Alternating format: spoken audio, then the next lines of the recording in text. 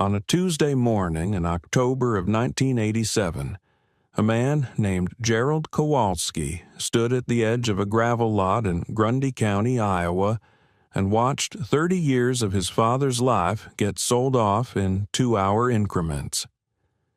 The auctioneer's voice carried across the cold air like a radio signal cutting in and out, and every time the gavel came down, another piece of what his father had built disappeared into the bed of a stranger's truck. Gerald was 44 years old. He had driven 4 hours from Des Moines before sunrise. He had not slept, and he was standing there with $200 in his coat pocket, which was all he had been able to pull together on short notice, wondering if it was going to be enough. It almost wasn't. Let me tell you why.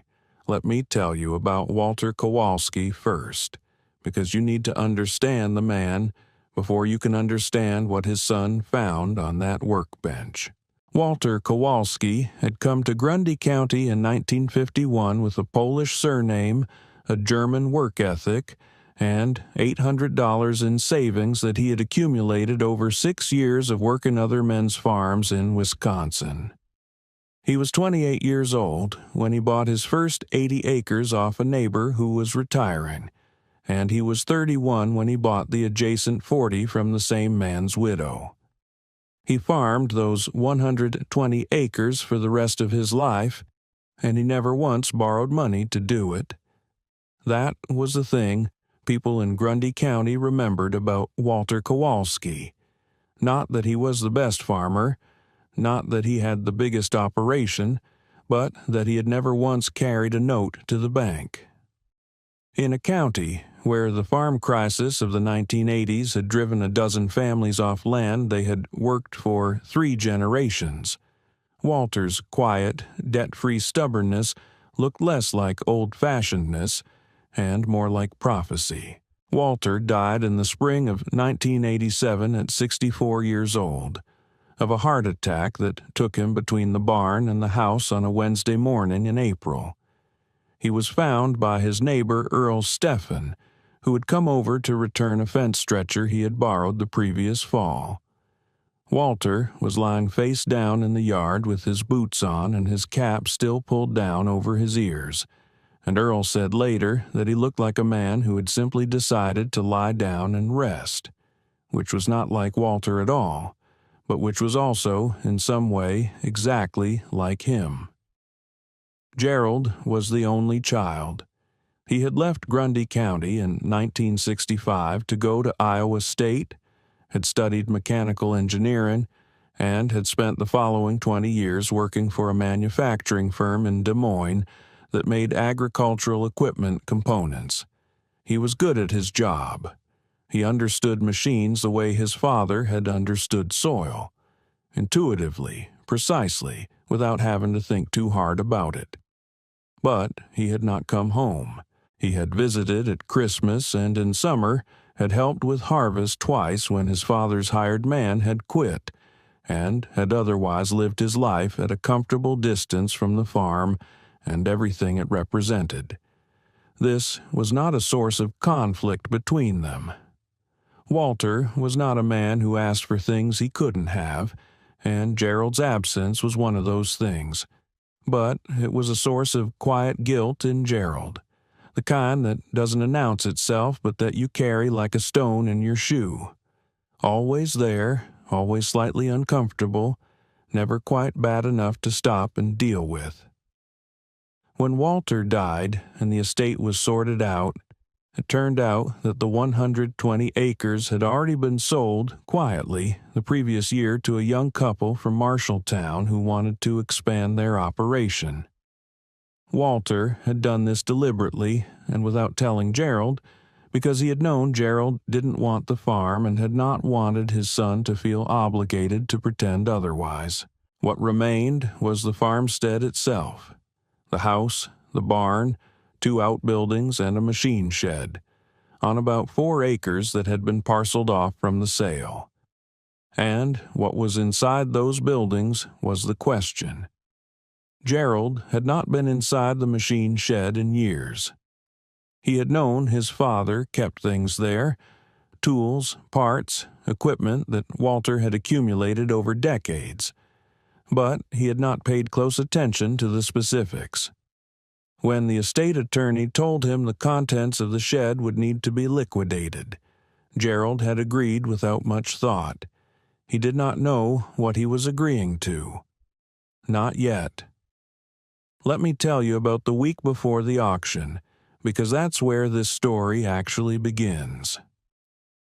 Gerald drove up from Des Moines on a Thursday to spend the weekend sorting through the farmstead before the estate sale company came in to catalog and price everything. He had expected it to be a melancholy task, going through an old man's belongings, deciding what was sentimental and what was just old. He had not expected it to take his breath away. The machine shed was a low, wide building with a corrugated steel roof and a concrete floor that Walter had poured himself in 1962. It smelled like oil and dry wood and something Gerald could not quite name, a smell that he later described as the smell of time, which sounds like a poet's answer, but which anyone who has spent time in an old man's workshop will recognize immediately.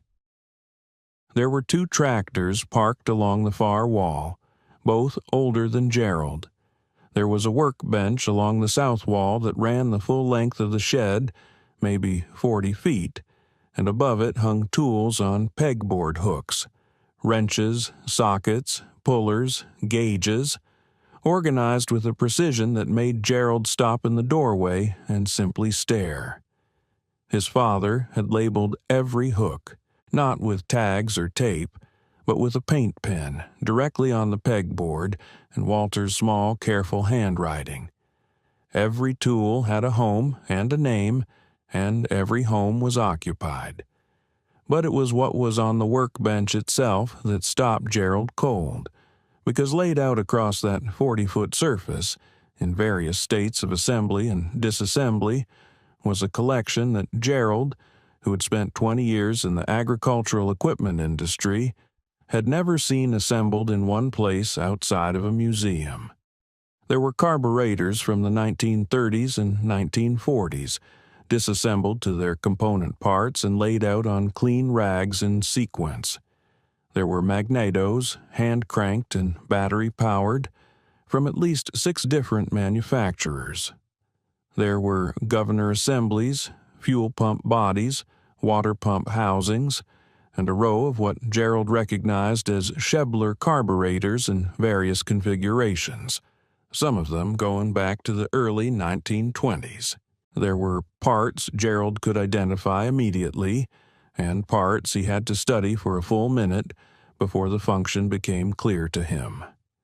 And at the far end of the bench, in a wooden case that Walter had built himself from oak boards and lined with green felt, was a set of precision measuring tools, micrometers, bore gauges, feeler gauges, that were as clean and calibrated as anything Gerald had seen in a professional machine shop. Gerald stood in that shed for 2 hours without doing anything. He walked the length of the bench. He picked things up and set them down. He opened drawers and found more parts, organized by type and size in hand-labeled cardboard dividers. He found notebooks, 4 of them, composition notebooks with black and white marbled covers, in which Walter had recorded, in his small, careful handwriting, detailed notes on every piece of equipment he had ever worked on, specifications, clearances, the particular quirks of particular machines, what had been wrong and what had fixed it, and what had almost fixed it but hadn't, and why. Gerald sat down on a metal stool at the end of the bench and read for an hour. He didn't cry, exactly, but he sat there a long time. The problem was the estate sale company. They had come in on Friday, 2 men in a pickup truck with a clipboard and a camera, and they had walked through the shed with the efficient indifference of people who price things for a living. Gerald had watched them work. He had seen one of them pick up a Schebler carburetor, turn it over once, and set it back down with the kind of expression that means this is worth about $3. He had seen the other one look at the row of magnetos and write something on his clipboard without stopping to examine any of them individually. And he had seen the price they put on the workbench and everything on it. $200. The whole bench, everything on it. Everything in the drawers beneath it, the 4 composition notebooks, the oak case with the precision measuring tools. $200. Gerald had stood there looking at that price tag for a long moment. He was a mechanical engineer who had spent 20 years in the agricultural equipment industry. He knew what he was looking at. He knew what some of those carburetors were worth to a restorer, what the magnetos would bring from a collector, what the precision tools alone would fetch at the right sale. He also knew something the estate salemen did not know and could not know, because they had not read the notebooks. He knew what his father had been doing in that shed for 30 years. Let me tell you about what Walter Kowalski had actually been building in that machine shed, because it is not what you would expect from a 120-acre farmer in Grundy County, Iowa. Walter had not been collecting parts the way some men collect things, randomly, sentimentally, because they cannot bear to throw anything away. Walter had been, in the most literal sense of the word, practicing. He had been teaching himself, over the course of 3 decades, to rebuild and restore the ignition and fuel systems of early agricultural engines. The engines that had powered American farming from roughly 1910 through the early 1950s, before electronics and hydraulics had made the mechanical systems of that era obsolete. He had started in the late 1950s, when a neighbor had given him a box of parts from a worn-out John Deere Model D that was being scrapped, and he had spent the following winter figuring out how the magneto worked. Not from a manual. He had eventually found a manual, but he had started without one, because that was how Walter approached problems. You look at the thing. You figure out what it's supposed to do. Then you figure out why it isn't doing it. By the time Gerald stood in that shed in 1987, his father had rebuilt, by the count in the notebooks, 247 ignition and fuel system assemblies for engines spanning 40 years of American agricultural manufacturing. He had done this for neighbors, for collectors he had never met who had found him through word of mouth, for a small museum in Cedar Falls that had been restoring a 1929 Minneapolis Moline, and for his own satisfaction. He had charged almost nothing for most of it. The notebooks recorded what he had been paid, and the numbers were modest to the point of being almost fictional. $5 here, $10 there, a side of beef once from a man in Tama County, whose grandfather's tractor Walter had brought back to life. Walter had not been doing this for money. He had been doing it because he understood these machines in a way that almost nobody else still did, and because he believed, in the quiet way he believed most things, that understanding was its own justification. Gerald knew all of this because of the notebooks. He had read enough of them on Thursday afternoon to understand what his father had spent 30 years doing, and he understood, with the clarity that comes from 20 years in the industry, that the collection on that bench was not worth $200. It was worth substantially more than that. Not just in dollars, though the dollars were real, but in knowledge. The parts were cataloged, the procedures were documented, the particular solutions to the particular problems of particular engines, accumulated over 3 decades of hands-on work, were written down in Walter's small, careful hand in 4 composition notebooks. This was not junk. This was a library. The auction was on Tuesday. Gerald had gone back to Des Moines on Sunday, had thought about it for 2 days, and had come back with $200 in his coat pocket. He had not told the estate sale company what he thought the collection was worth. He had not argued with the price. He had simply decided to be there when the gavel came down. Now, let me tell you about what happened at that auction, because it is not the story you might be expecting. Gerald was not the only person there who knew what he was looking at. The auction drew about 60 people, which was a reasonable crowd for a farm estate sale in Grundy County in October. Most of them were there for the furniture, the household goods, the small tools, the kind of things that move quickly at estate sales and that people buy for practical reasons. A few were there for the tractors, which were old but serviceable, and which attracted the attention of 2 or 3 men who farmed nearby and who could use a parts tractor. The machine shed contents were scheduled for mid-morning, after the household goods had moved. Gerald positioned himself near the workbench early. He had been there since the sale opened, watching, and he had noticed 2 other men doing the same thing, standing near the bench with the particular stillness of people who are trying not to look interested. One was a tall man in his 50s in a canvas work jacket who Gerald did not recognize. The other was younger, maybe 35, wearing a John Deere cap and carrying a notebook of his own, which Gerald found significant. Men who carry notebooks to auctions are not casual bidders. The auctioneer reached the workbench at 10:47 in the morning. Gerald knew the time because he looked at his watch when the auctioneer said, "All right, let's talk about this bench and everything on it." And the number stuck in his memory the way numbers do when you're paying close attention to something important. The auctioneer described the lot in the way auctioneers describe things they don't fully understand, with broad gestures and general terms. Assorted carburetor parts, magneto assemblies, various ignition components, tools, some old notebooks, measuring equipment in a wooden case. He started the bidding at $50.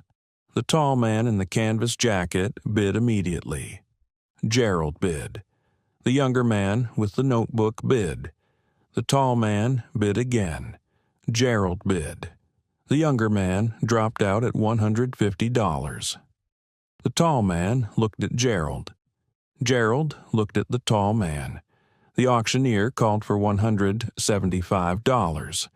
The tall man bid $175.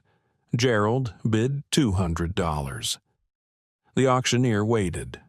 The tall man looked at the bench for a long moment. Then he looked at Gerald again, and something in Gerald's expression, the absolute stillness of a man who has already decided, must have communicated itself clearly because the tall man gave a small nod almost imperceptible and did not bid again. The gavel came down. $200. Gerald Kowalski bought his father's 30 years of work for exactly what the estate sale company had priced it at, because nobody else in that lot understood what they were looking at well enough to go higher, and because the one man who might have understood decided, for reasons Gerald never fully learned, to let it go. Let me tell you about what Gerald did with what he found on that bench, because this is where the story stops being about an auction and starts being about something else entirely. Gerald loaded everything into his truck on Tuesday afternoon. The carburetors, the magnetos, the governor assemblies, the fuel pumps, the precision tools in their oak case, and the 4 composition notebooks. He drove back to Des Moines and carried it all into his garage, where it sat in boxes for 3 weeks while he tried to figure out what he was going to do with it. He had not bought it as an investment exactly. He had bought it because leaving it felt like a betrayal of his father, of the work, of the knowledge that was in those notebooks. He had bought it because he was a mechanical engineer who understood what it represented, and because he could not stand the idea of it being dispersed into the hands of people who would use the parts without understanding them and discard the notebooks without reading them. But sitting in his garage in Des Moines, in boxes, it wasn't doing anything either. So Gerald started reading the notebooks, all of them, from the beginning. It took him most of November. He read in the evenings after work, at the kitchen table, with a cup of coffee and the particular attention he gave to technical documents at his job. But these were not technical documents exactly. They were something stranger and more personal. A record of a man teaching himself a vanishing skill, written in the voice of someone who assumed no audience, who was writing for himself alone, who was trying to understand something and was using the act of writing to clarify his thinking. Walter had made mistakes and recorded them. He had tried approaches that hadn't worked and written down why they hadn't worked.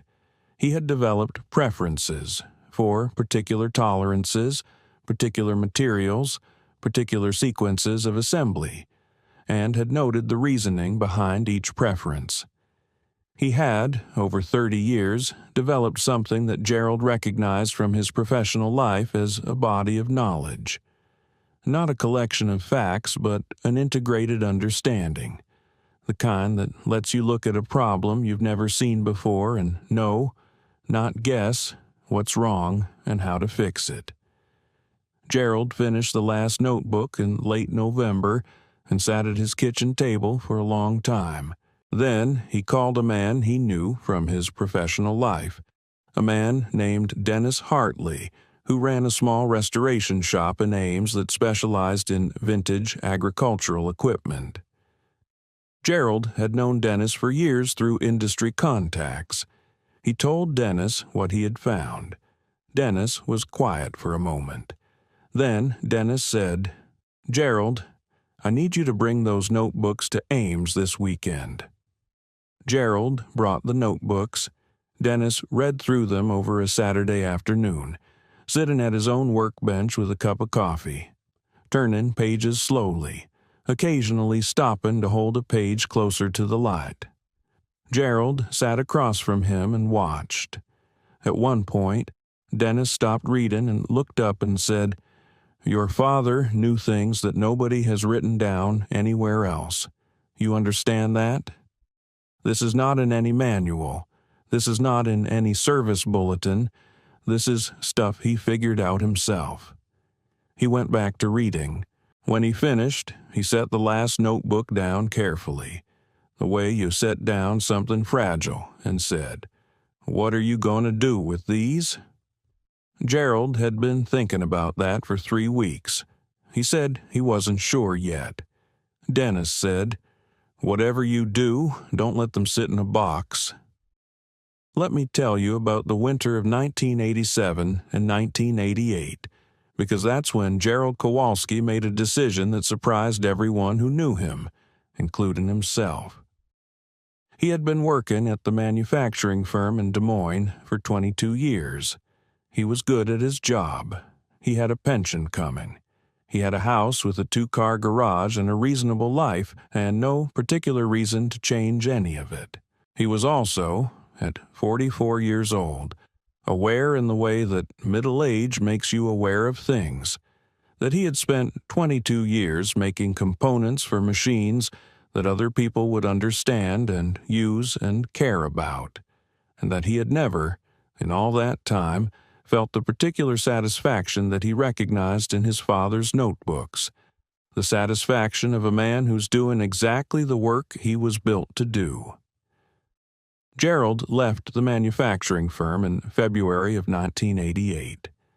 He rented a small commercial space in a converted farm building outside of Ames, about a mile from Dennis Hartley's shop. He spent 3 months setting up the space, organizing the collection from his father's bench, adding to it from sources he was developing, estate sales, farm auctions, collectors who were selling off parts they couldn't identify. He built a workbench along the south wall, the same configuration as his father's bench in Grundy County, and he hung his tools on pegboard hooks and labeled each hook with a paint pen in small, careful handwriting that he did not realize, until he stepped back and looked at it, was nearly identical to his father's. He opened, in May of 1988, a one-man restoration shop specializing in the ignition and fuel systems of early agricultural engines. He called it Kowalski Agricultural Restoration. He had 3 customers in the first month, all of them referrals from Dennis Hartley. He had 11 customers in the second month. By the end of the first year, he had a 6-month backlog and had hired a part-time assistant. Now, let me pause here and ask you something, because I want you to think about what Gerald Kowalski actually did in that moment at the auction, and what it cost him, and what it gave him. He spent $200. He spent 22 years of a career that was comfortable and secure and completely wrong for him. He spent 3 decades of his father's accumulated knowledge that would otherwise have been dispersed into the world without a home. And in exchange, he got a second life that fit him the way the first one never had. That is not a small transaction. That is not a story about a lucky auction find. That is a story about a man who understood what he was looking at when nobody else did, and who was willing to pay the price to act on that understanding. But let me tell you about the part of this story that most people don't know, because the auction is not where it ends. Let me tell you about the tall man in the canvas jacket. His name was Raymond Fuchs, and he was 54 years old in October of 1987, and he ran a farm equipment dealership in Rhinebeck, about 12 miles from the Kowalski farmstead. Raymond had been in the equipment business his whole adult life. He had started working at his father's implement dealership at 16, had taken it over at 32, and had built it from a 2-man operation into the largest John Deere dealership in Grundy County. He drove a new truck every 2 years and wore Carhartt that still had the creases in it, and held court at the coffee counter of the Rhinebeck Co-op every Tuesday and Thursday morning, with the comfortable authority of a man who's been the most knowledgeable person in the room for so long that he has stopped noticing it. Raymond had known Walter Kowalski the way you know someone in a small county, not closely, but continuously. He had known Walter was a careful farmer who kept his equipment running and never came into the dealership for anything he could fix himself, which Raymond had always found mildly annoying, the way dealers find it mildly annoying when a farmer is too competent to need them. He had heard, vaguely, that Walter did some kind of restoration work on old engines, but he had not paid much attention to the specifics. When he heard about the estate sale, he had gone out of professional habit and mild curiosity, and when he had seen the workbench, he had recognized that some of the parts were interesting without fully grasping what the collection represented. He had bid to $175 and stopped, and he had told himself it was because the price wasn't right. But the truth, and Raymond was honest enough with himself to know this later, was that he had looked at Gerald Kowalski's face and seen a certainty there that made him uncertain. He had seen a man who knew exactly what he was buying, and he had realized in that moment that he did not know exactly what he was buying, and that this was a meaningful difference. Raymond thought about that auction for months afterward. He thought about it at the coffee counter at the co-op, and he thought about it driving between farms on service calls, and he thought about it in the particular way you think about things that are trying to tell you something you're not quite ready to hear. Let me tell you about the morning in March of 1989 when Raymond Fuchs drove to Ames.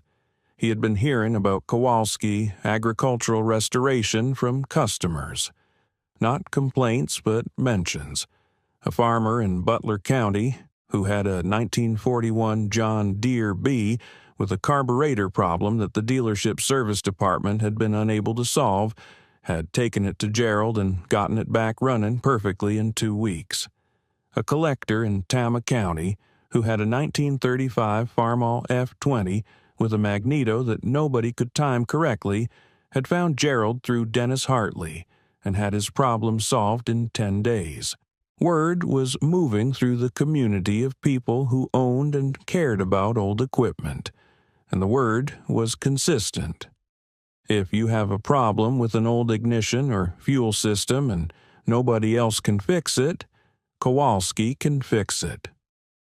Raymond drove to Ames on a Tuesday morning in March and found the shop without difficulty. It was not hard to find. A converted farm building with a hand-painted sign and 3 old tractors parked outside in various stages of undress. He went inside. Gerald was at the workbench, working on something Raymond couldn't immediately identify, and he looked up when Raymond came in, but did not stop working. Raymond said he had heard about the shop. Gerald said he was glad to hear it. Raymond looked around at the workbench, the carburetors laid out on clean rags, the tools on their labeled hooks, the notebooks stacked at the end of the bench, and something shifted in his face. He recognized the organization. He had seen it before, at an estate sale in October of 1987, and he had almost bought it for $175 and hadn't. He said, "That's Walter Kowalski's bench setup." Gerald set down the tool he was holding. He said, "It is." There was a pause. Raymond looked at the bench for a moment.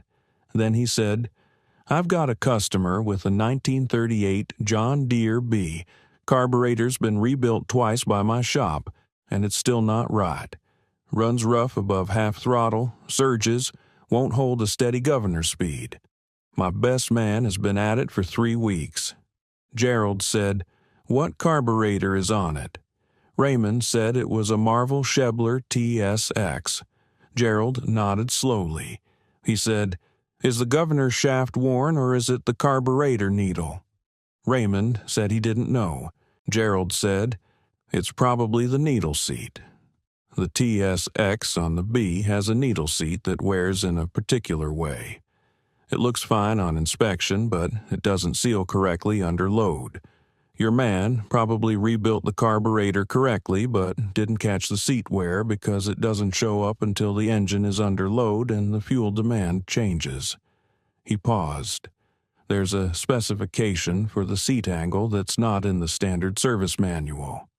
My father worked out the correct tolerance about 15 years ago. It's in the notebooks. Raymond looked at him. He said, "How do you know it's the seat?" Gerald said, "Because that's what the B does when the seat is worn, runs rough above half throttle, surges, won't hold governor speed. That's the symptom. The seat is the cause. It's almost always the seat." Raymond was quiet for a moment. Then he said, "Can you fix it?" Gerald said he could fix it in a week. Raymond brought the tractor.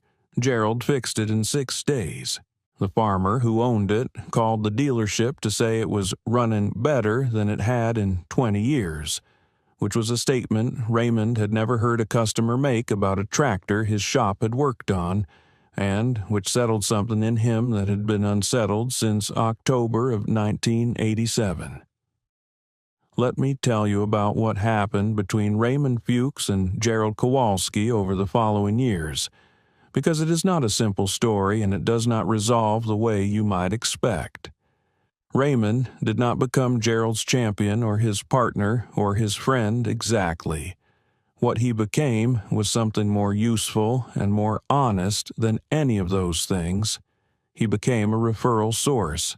When customers came into the Rhinebeck dealership with old equipment that Raymond's shop couldn't fix, and there were more of these than Raymond had previously admitted to himself, Raymond started sending them to Ames.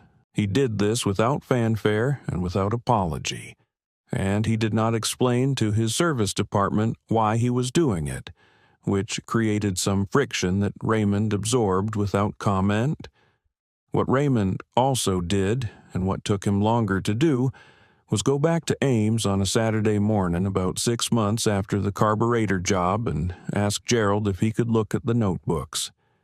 Gerald said yes. Raymond sat at the end of the bench for 3 hours and read. He did not say much while he was reading. When he was done, he sat for a moment and then said, "Your father understood these engines better than anyone I've ever known, and I've been in this business my whole life." Gerald said, "I know." Raymond said, "I should have bid higher at the auction." Gerald said, "Yes, you should have."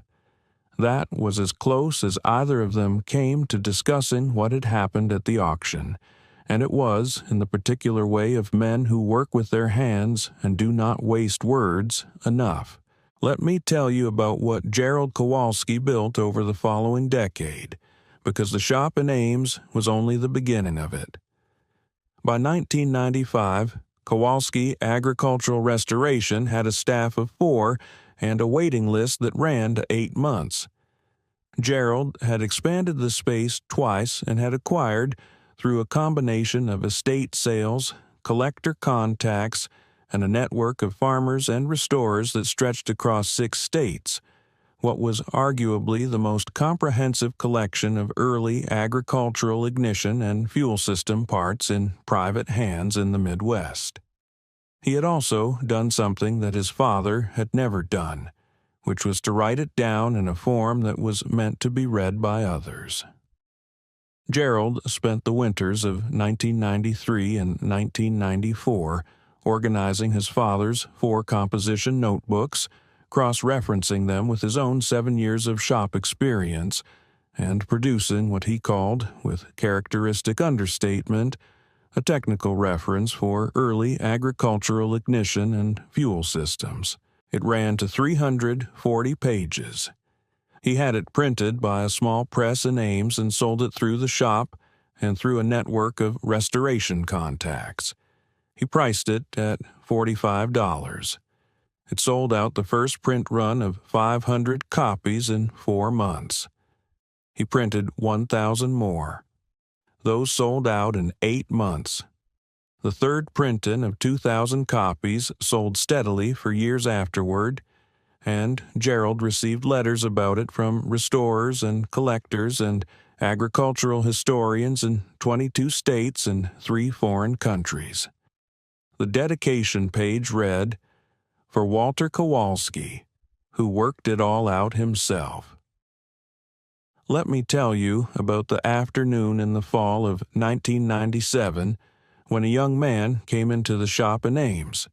His name was Paul, and he was 22 years old, and he was Gerald's son, and he had just graduated from Iowa State with a degree in mechanical engineering, which was the same degree Gerald had gotten from the same school 32 years earlier. Paul had grown up visiting the shop, had spent summers there as a teenager doing whatever needed doing, and had developed, in the way that children develop things when they are around them long enough, an understanding of the work that was deeper than he knew. Paul sat down at the end of the bench, the same stool Gerald used, the same position Gerald had sat in at his father's bench in Grundy County 10 years earlier, and said he had been thinking about what came next. Gerald said, "What do you mean?" Paul said he had been looking at the fuel injection systems on the newer vintage equipment, the late 1950s and early 1960s diesel systems, the early LP gas conversions, the systems that were now old enough to be giving restorers problems but new enough that nobody had written the reference material yet. He said he thought there was a gap in the knowledge base. He said he thought someone should start documenting it now, before the people who understood those systems were gone. Gerald looked at his son for a moment. He thought about a Tuesday morning in October of 1987, and a workbench, and 4 composition notebooks, and a man who had spent 30 years working things out by himself and writing them down for no audience at all. He thought about what it had cost to almost lose that, and what it had taken to save it. He said, "You're right. Start with the LP gas conversions. There's a Farmall 400 coming in next week with a system nobody's been able to sort out. Work on it with me and take your own notes." Paul said, "Just like that?" Gerald said, "Just like that." Paul Kowalski spent the next 4 years working alongside his father, and the 4 years after that working increasingly on his own. And by 2005 he had produced the first of what would eventually be 3 technical references covering the ignition and fuel systems of agricultural equipment from 1950 through 1975. He dedicated the first one to his grandfather, whom he had never met, and the second one to his father, and the third one to the farmers and restorers who had brought their problems to the shop and trusted that someone there would understand them. The shop is still in Ames. Paul runs it now.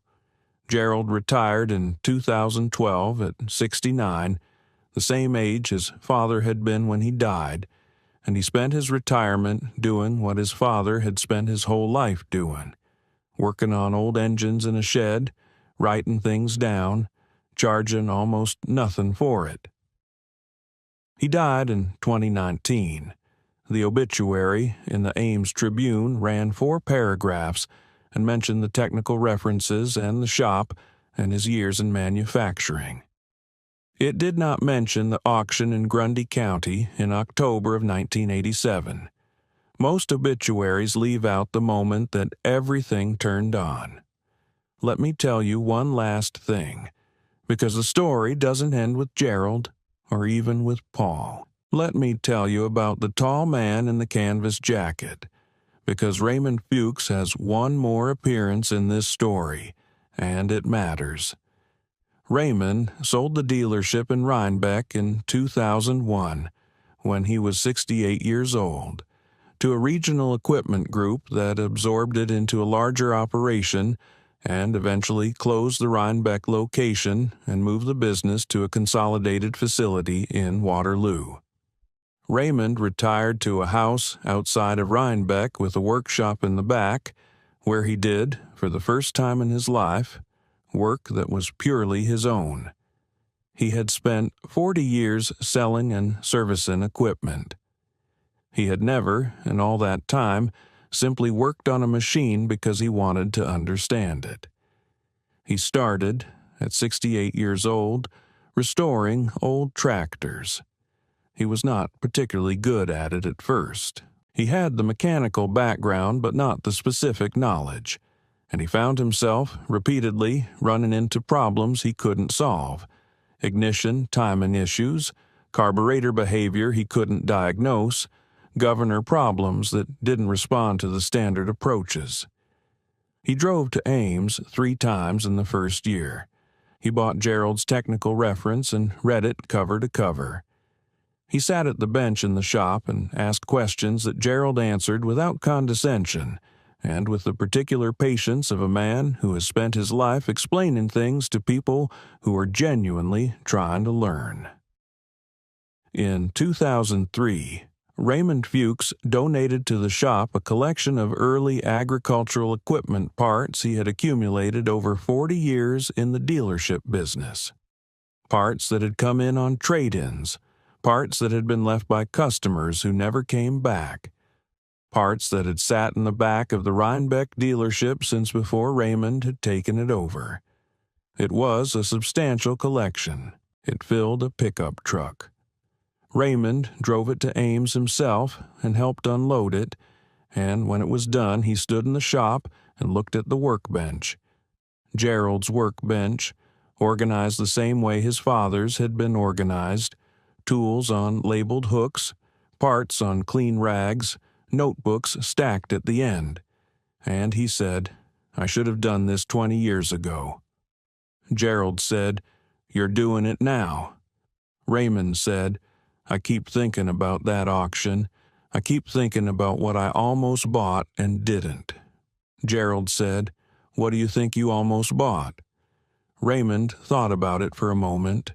He said, "I think I almost bought 30 years of someone figuring out how to see what other people couldn't see. And I didn't know that's what it was." Gerald said, "Neither did I until I read the notebooks." Raymond drove back to Rhinebeck that afternoon. He kept restoring tractors until he was 74, when his hands started giving him trouble. He finished 7 of them in 6 years. He was not, by any objective measure, as good at it as Gerald or as Walter. But he was better at it at 74 than he had been at 68, and he was better at 68 than he had been at any point in his 40 years of selling and servicing equipment, because for the first time he was doing it for the reason it was worth doing, not for the transaction but for the understanding. He died in 2009. His son found in the workshop a notebook. One composition notebook with a black and white marbled cover, in which Raymond had recorded, in his own handwriting, notes on every tractor he had restored. What had been wrong? What had fixed it? What had almost fixed it but hadn't, and why? It was not as detailed as Walter's notebooks. It did not represent 30 years of accumulated knowledge. It was the beginning of something that did not have time to become what it might have been. But it was a beginning, and it was written down, and it was not lost. Paul Kowalski has it on the shelf above the workbench in Ames, next to his grandfather's 4 notebooks and his father's 7, and next to the technical references that all 3 generations of Kowalskis produced from what they learned. He has never met anyone who knew Raymond Fuchs. He found the notebook in the collection of parts Raymond donated in 2003, tucked into a box of magneto components, where it had apparently been sitting for 6 years without anyone knowing it was there. He read it on a Saturday afternoon in the shop, sitting on the metal stool at the end of the bench, the same way his father had read his grandfather's notebooks, the same way his grandfather had sat in that shed in Grundy County and understood for the first time what Walter had been doing for 30 years. When he finished, he set it down carefully and sat for a while.